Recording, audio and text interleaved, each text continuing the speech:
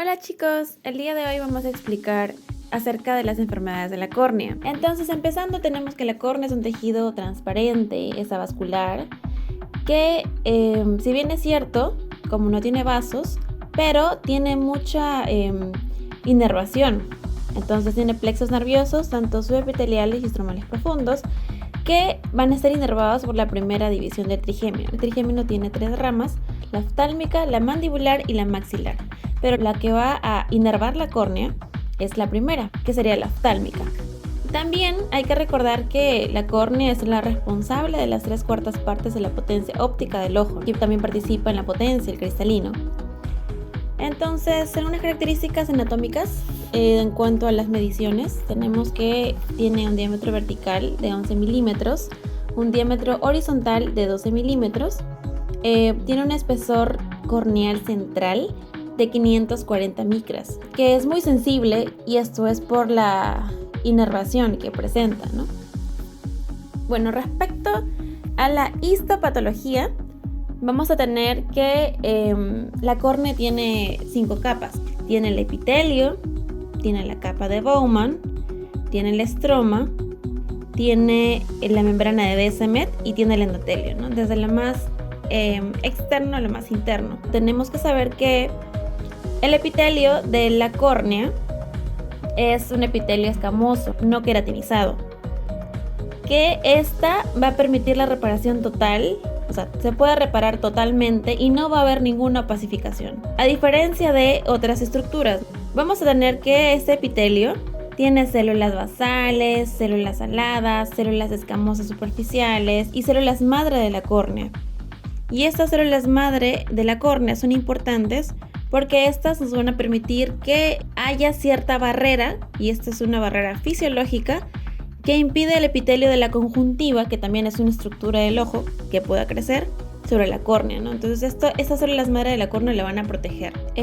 Nombrando la segunda capa, que es la capa de Bowman, vamos a tener que esta tiene colágeno tanto tipo 1 y tipo 5. Y a diferencia del epitelio, en esta, si es que se lesiona la capa de Bowman, va a haber opacificación corneal. Luego tenemos el estroma, que esta representa el 90%, o sea, más del 50%, la gran mayoría del grosor de la córnea.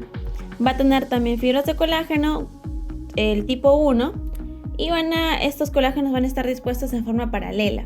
Esto va a permitir que sea un tejido elástico y sea resistente el estroma.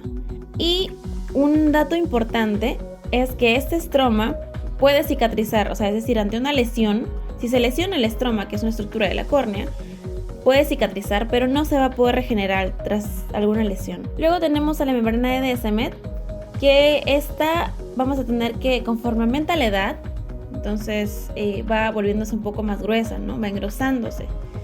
Y esta membrana de Descemet está compuesta también de fibrillas de colágeno. La diferencia de la membrana de Descemet con el estroma es que la membrana de Descemet sí tiene la capacidad de regeneración. Y mencionar la última capa, que viene a ser el endotelio. Este endotelio, su número decrece conforme avanza la edad. Va a encargarse de mantener la córnea de forma deshidratada, va a bombear el exceso de líquido fuera del estroma y va a tener una densidad, o sea, esta va a permitir o le va a dar la densidad a la córnea de más o menos 3000 células por milímetro cuadrado. Si es que esto disminuye en un rango de 700 a 500, podría haber un riesgo de edema corneal. Esta, al igual que el estroma, no se regenera. ¿Qué pasaría si es que hay una enfermedad de la córnea? ¿Cómo nosotros sospechamos o qué esperamos encontrar ante una enfermedad corneal? Entonces, van a haber ciertos signos que pueden ser superficiales y pueden ser profundos. En los signos superficiales vamos a encontrar erosiones, queratitis, infiltrados subepiteliales, edema epitelial, neovascularización superficial, o podemos encontrar también el panos. Y en los profundos, ¿qué vamos a encontrar? Podemos encontrar infiltrados, que si bien es cierto, estos pueden ser de un origen infeccioso o no infeccioso. Infeccioso, obviamente, todo lo que son bacterias, hongos, protozoos o virus. Y la no infecciosa, obviamente, nos referimos a que sea estéril. También, además de infiltrados, podemos encontrar la ulceración, que viene a ser la excavación, o sea, como un hueco en el tejido, ¿no? Es una excavación tisular que se asocia con un defecto del epitelio. O sea, el epitelio es una estructura histológica de la córnea. Si se lesiona, da lugar a una excavación. También tenemos a las lisis corneales, que esto básicamente por enzimas, como que van a haber ciertas enzimas que se van a activar y va a causar que esta lisis en la córnea. En la membrana de Descemet hay la presencia de pliegues o hasta se puede romper esta membrana de Descemet. Pues también podemos encontrar otro signo profundo que viene a ser el descemetocele, que viene a ser cuando la membrana de Descemet se forma como una hernia en forma de burbuja que va a protruir a nivel de la córnea. Lo vamos a poder observar, va a ser visible este signo. Entonces, estos vienen a ser los signos que esperamos encontrar en una enfermedad corneal. Ya mencionamos los signos que esperamos encontrar, que obviamente estos son visibles, ¿no? Es decir, a la inspección nosotros podemos darnos cuenta. Cuando viene el paciente, evaluamos al mismo con una lámpara de hendidura. También podemos realizar algunos exámenes de ayuda al diagnóstico, porque recordemos que esos son signos, no nos orientan a un diagnóstico específico. Entonces podremos solicitar pruebas complementarias, como por ejemplo la topografía corneal. Esta topografía corneal es muy importante porque va a poder detectar y tratar ectasias corneales. Y aquí se menciona una ectasia importante que viene a ser el queratocono, que es cuando la forma de la córnea se forma como un cono, ¿no? Pues queratocono. Pero no solamente va a detectar y tratar estas ectasias corneales, ¿no? Sino que también puede usarse antes de realizar alguna operación, alguna cirugía refractiva como el astigmatismo, hipermetropía o miopía. Sirve para que tras una cirugía, o sea, ya se realizó una cirugía de defectos de refracción, se puede adaptar lentes de contacto, ¿no? al ojo del paciente. También sirve para medir el espesor de la córnea. Otro examen, además de la topografía, viene la tomografía de coherencia óptica del segmento anterior. Otro examen podría ser una biomicroscopía por ultrasonido. A grandes rasgos, vamos a mencionar el tratamiento.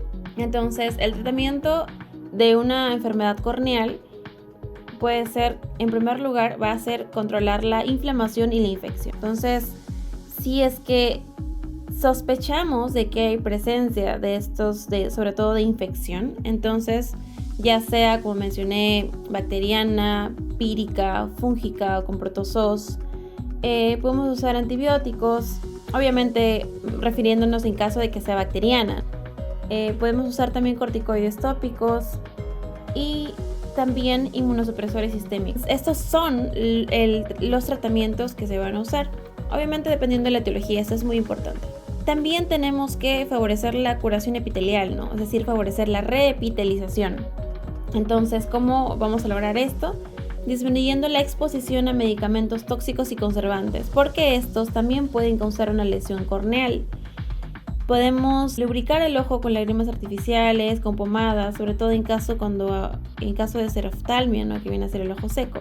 Podemos usar también lentes de contacto blandas, protectoras, y obviamente en estos casos siempre cuando son lentes de contacto se debe supervisar para descartar infecciones o sobreinfecciones. También podemos optar por un cierre quirúrgico de los párpados, y esto es útil sobre todo en queratopatías por exposición y neurotrófica, ¿no? También puede ser por defectos epiteliales persistentes. También podríamos optar por una inyección de toxina botulínica en el párpado, el músculo elevador del párpado, que es inervado por el tercer par. Entonces, si colocamos esta toxina botulínica, vamos a ver que este músculo se va a relajar, por ende va a inducir una ptosis pasajera, más o menos va a durar por 2 a 3 meses. Y ya como última opción, se puede considerar una tarsorrafia lateral o central. También en caso de que, como mencioné, una de las células que están presentes en el epitelio viene a ser las células madre de la córnea, podríamos considerar hacer un trasplante de células madre de la córnea, ¿no? Con autoinjerto, es decir, que sea del otro ojo. O sea, si tenemos un ojo mal, el que está con una lesión corneal, podríamos hacer un trasplante del otro ojo. Pero si es en los dos ojos, ya se considera un aloinjerto. Para eso se requiere un donante. Ahora vamos a hablar sobre las queratitis infecciosas, ¿no? Entonces, tenemos varios agentes que pueden causar queratitis infecciosa. como las bacterias, los virus, los hongos, hasta también los protozoos. ¿Cuáles son las características principales de una queratitis infecciosa? Es el ojo rojo severo, ¿no? Va a haber una hiperemia conjuntival, va a haber dolor ocular y también va a haber pérdida de la visión. Ya en ciertos casos, cuando ya haya daño del epitelio, puede causar una ulceración corneal. Entonces, ¿cuáles son los factores que predisponen para tener una queratitis infecciosa? ¿No? Recordemos que nosotros tenemos mecanismos protectores netamente de la córnea por sus células en cada una de las capas. Entonces, tiene que haber algo que me predisponga a tener una patología, una queratitis infecciosa. Entonces, podemos dividirlo en factores exógenos y factores endógenos. Dentro de los factores exógenos, como su propio nombre lo dice, fuera de, puede ser un traumatismo ocular, ¿no? Ya sea una causticación o alguna cirugía ocular.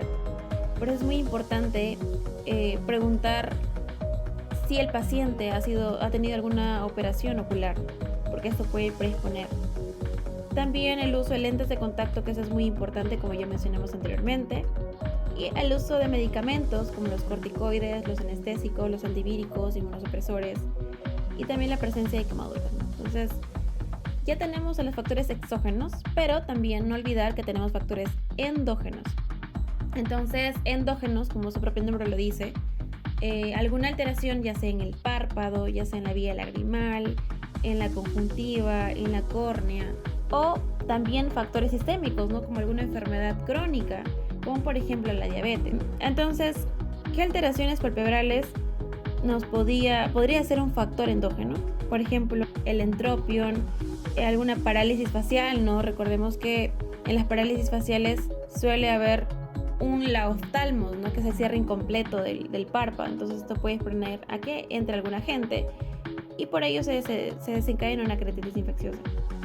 También alteraciones en la vía lagrimal, como el ojo seco, ¿no? O la dacrocistitis.